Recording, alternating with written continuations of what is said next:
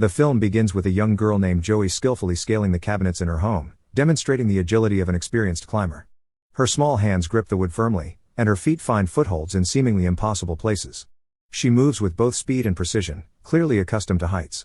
As she reaches the window ledge and takes a seat, her gaze sweeps over the city below, and the thrill of the moment is evident. Her home is situated atop the tallest building. Fast forward 20 years, and Joey jolts awake to the rush of morning, realizing she is late for work. She hurriedly navigates her apartment as time slips away.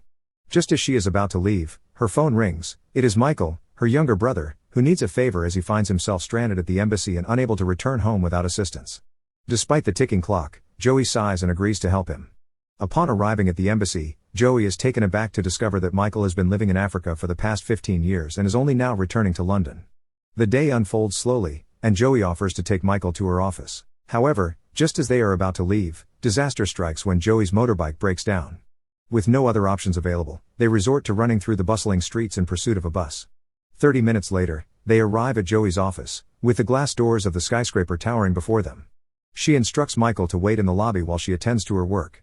As she steps inside, it becomes clear that Joey does not work in a conventional office. She is a window cleaner. Inside the elevator, Joey encounters a colleague whose pregnant belly is round and heavy. Out of curiosity, Joey asks why her colleague hasn't yet gone on maternity leave. With a weary smile, her colleague explains that their boss won't permit it until next week. As the elevator doors open, Joey heads directly to her workstation, as she prepares to hang from the side of the skyscraper. Joey displays unwavering focus, undeterred by the howling wind as she diligently attends to her work. While she is engaged at her height, Michael finds himself in the lobby, boredom setting in. After scanning his surroundings, he makes a spontaneous decision to explore the upper floors of the building. Meanwhile, the building's owners, two brothers, are surrounded by cameras as the media buzzes around them in anticipation of a major event celebrating their success later that day.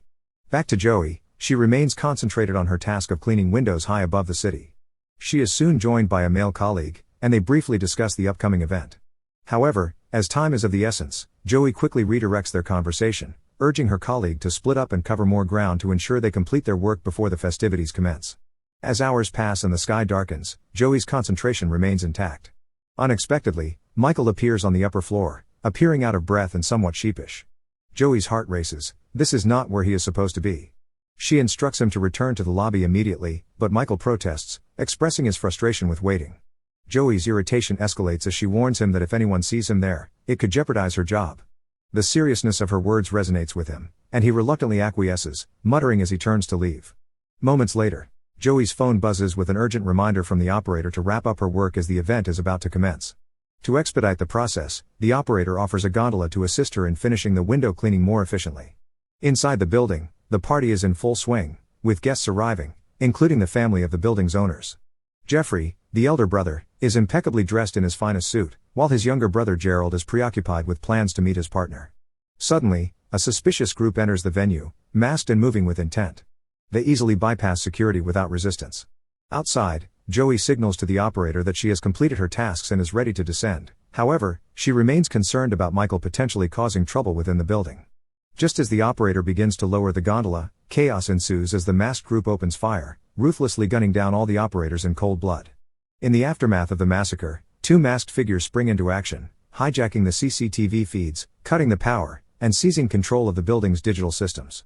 Meanwhile, Joey remains trapped inside the gondola, still suspended high above the ground. She repeatedly dials the operator, but her calls are met with silence. Unbeknownst to her, the operator is already dead. Inside, the atmosphere shifts dramatically. Just as Jeffrey prepares to begin his speech, the masked assailants storm in without warning. They hurl tear gas into the crowd, sending everyone into a frantic struggle for air. Unexpectedly, the group distributes breathing masks to Jeffrey and his VIP guests before restraining them and forcing them onto the entertainment stage. Marcus, the leader of the masked group, steps forward, calm and composed.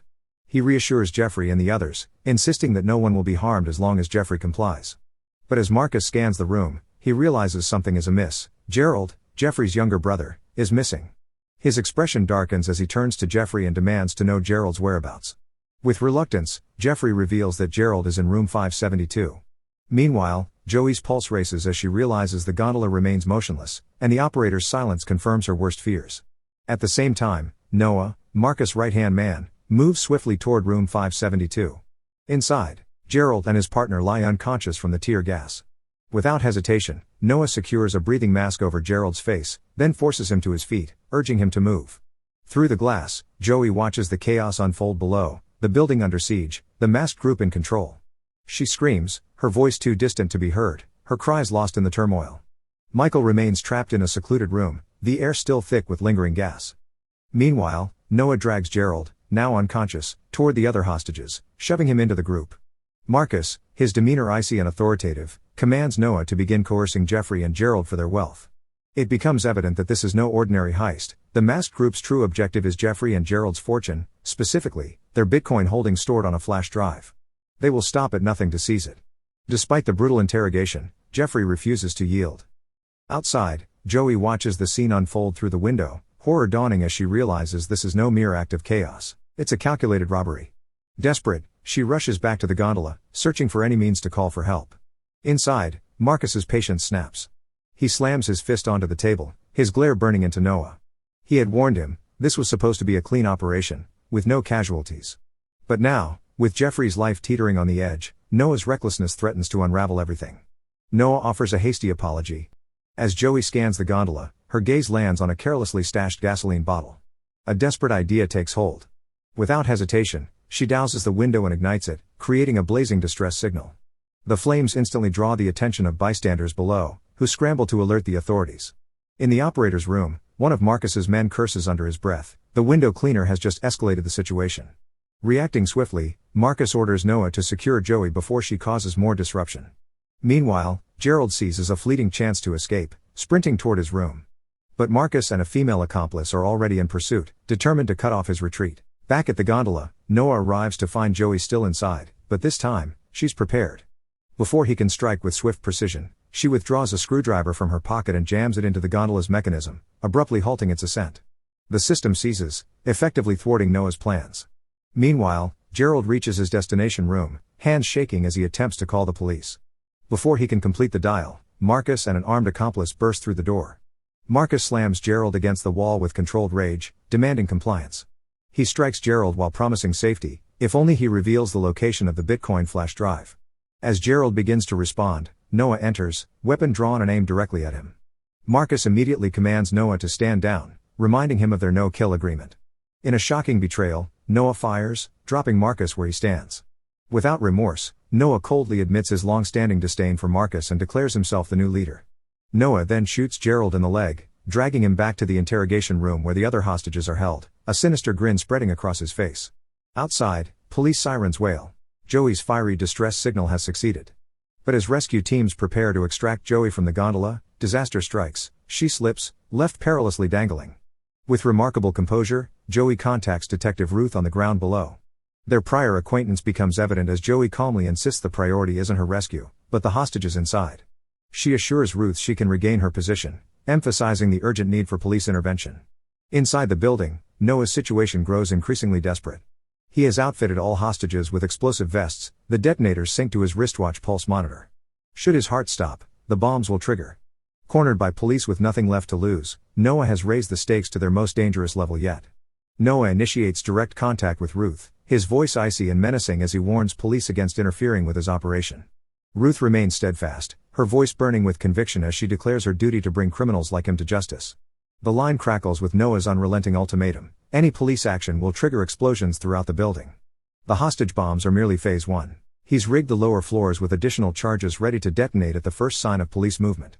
Ruth, refusing to surrender to criminal demands, orders a cautious advance.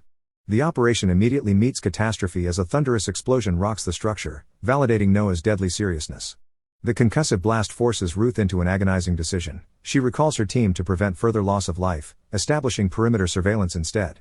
As Ruth processes this devastating setback, Joey's call pierces through. Hearing the explosion, Joey demands answers. Ruth's grim explanation reveals the horrifying failsafe. Noah's pulse-linked detonation system means his death would doom everyone inside. With sudden intensity, Joey's tone shifts. Ruth, stay calm. It's my turn now. In a stunning revelation, Joey discloses her true background: no ordinary window cleaner, but a former British Special Forces operative who chose civilian life for personal fulfillment. Her military expertise now becomes the hostage's best hope. Inside the besieged building, Noah escalates his interrogation of Gerald, violently demanding the Bitcoin flash drive's location. Gerald maintains defiant silence despite Noah's growing fury and threats. Meanwhile, Joey battles against a reinforced window, her special forces training driving her through exhaustion. Each punishing strike against the nearly impenetrable glass drains her remaining strength. Just as her body screams for respite and failure seems imminent, a resounding crash echoes through the air as someone from inside shatters the glass and pulls Joey to safety. Her heart surges with relief as she recognizes Michael, alive and fighting. Though overwhelmed by emotion, they immediately spring into action, wordlessly racing toward the operations center to stop Noah before time runs out. As Joey and Michael sprint through the corridors, 3 of Noah's henchmen spot them. The pursuit escalates until Joey, demonstrating quick thinking, lures them into a warehouse, the perfect environment for an ambush. With practiced efficiency, she dispatches 2 attackers, but the third corners her, weapon drawn. For a harrowing moment, all seems lost until Michael triggers a controlled explosion. The blast propels Joey to safety while eliminating their final pursuer. Regrouping, they advance to the operations room where they overpower 2 additional guards. Taking command of the CCTV and digital systems, Joey locates the concealed flash drive containing Jeffrey and Gerald's Bitcoin assets. Without delay, she contacts Noah, revealing she now controls the digital prize. Before confronting Noah, Joey coordinates with Ruth, confirming system restoration and Noah's loss of building control. This enables Ruth to deploy rescue teams immediately. Joey instructs Michael to await extraction in the lobby, insisting it's for his protection. After brief hesitation, he complies. Alone now, Joey centers herself as she approaches the storage room for her final confrontation with Noah. Upon arrival, she finds Noah accompanied by 2 armed men. With lethal precision, she neutralizes both threats before turning her full attention to Noah. Simultaneously, police forces storm the hostage area with tactical precision, swiftly eliminating remaining guards and securing all captives, including Gerald, who remains trapped in his explosive vest. In the storage room, Joey confronts Noah in a tense standoff. Their gazes lock as Noah demands the flash drive, offering to release the hostages in exchange. Joey remains wary, particularly of the advanced wristwatch on his arm that could detonate the bomb should his pulse cease. She maintains vigilant observation, anticipating any misstep. Without warning, Noah attacks, plunging the room into violent chaos. A fierce, evenly matched brawl erupts, both combatants leveraging every ounce of skill and strength to subdue the other.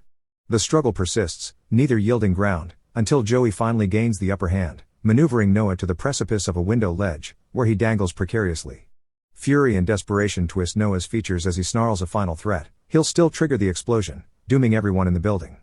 But Joey remains composed, a steady smile crossing her lips. In the heat of battle, she had covertly transferred the wristwatch from his arm to her own, rendering his threat powerless. With one decisive motion, she hurls him from the ledge, ending his reign of terror. Later, the evacuation is underway. Medical teams usher hostages to safety as Joey steps back from the aftermath.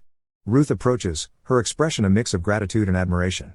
She extends an offer for Joey to join the police force, praising her extraordinary courage, but Joey declines with a quiet smile. "I prefer being a window cleaner," she replies, content with her uncomplicated life. Michael soon joins her, and the 2 share a wordless, heartfelt embrace. Then, in a twist, he reveals he still possesses Gerald's flash drive, with no intention of returning it.